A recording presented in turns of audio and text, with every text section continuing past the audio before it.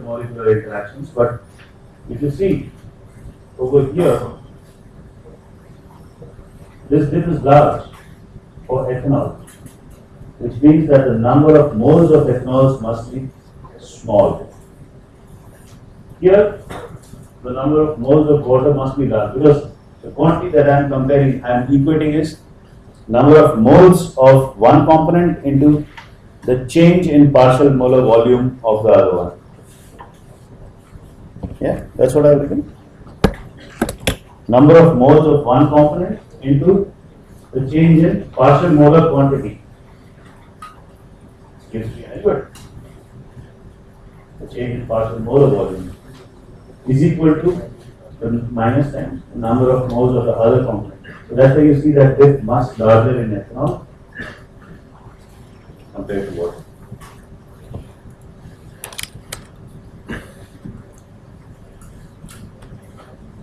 Okay.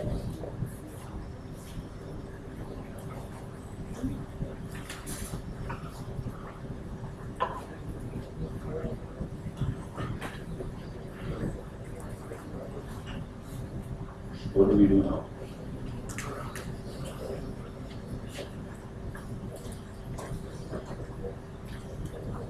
What do we do now? I mean, I've completed more than what I did in the morning, so.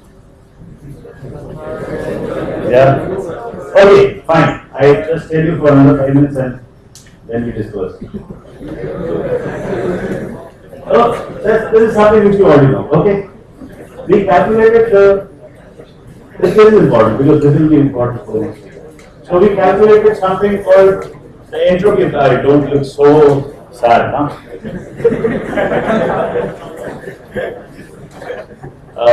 The entropy of mixing, right?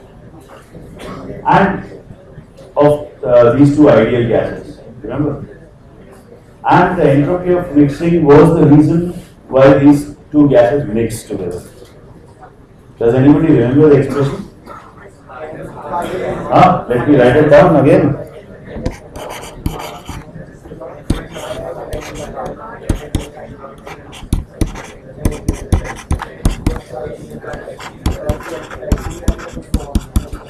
Time नहीं है वो एक से हाँ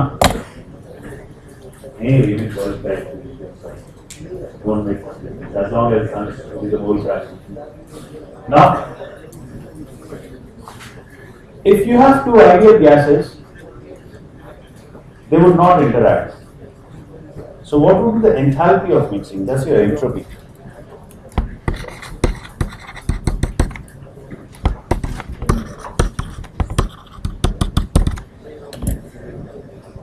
What would be the enthalpy? They do not interact, right? There is no change in enthalpy. Yeah? So what would be the change in the Gibbs free energy of mixing?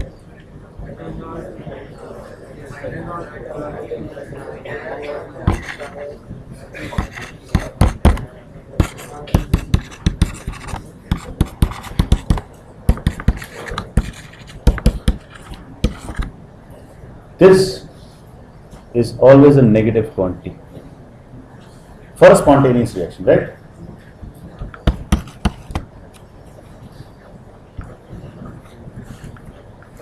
Always a negative quantity. If you have any gas-phase reaction, and we'll derive this in the next class, but I will just tell you the gist of it now.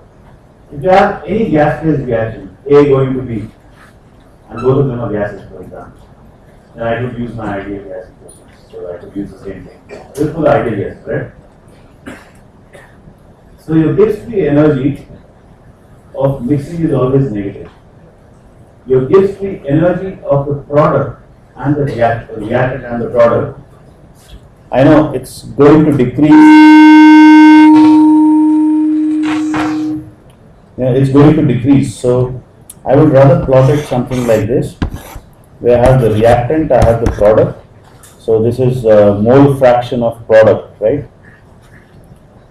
So XB, let me say XB. So instead of reactant product, let's write A to B, and my reaction is A going to B. So the Gibbs free energy, if I plot this over here, or the chemical potential if you wish to, is somewhere over there, and this fellow is somewhere over there. The Gibbs free energy, if I do not include mixing, should just go down like this. But there's a contribution of mixing also, which is not the chemical reaction, which is just because the two gases have mixed together. And if you think of that, then always your Gibbs free energy, so let me just plot it like that. So always your Gibbs free energy of mixing would be minimal when the two gases are equal, when the mole fractions are equal. So it's a minimal curve like that. So this is a negative quantity, right? If I add this on top of this, what I always get is a curve like that.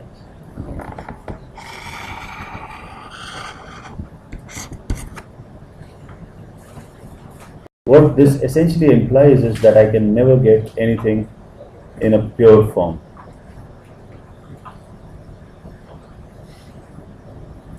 This is the minimal, which is always a mixture. I could go as close to 100% as possible, but never at 100%.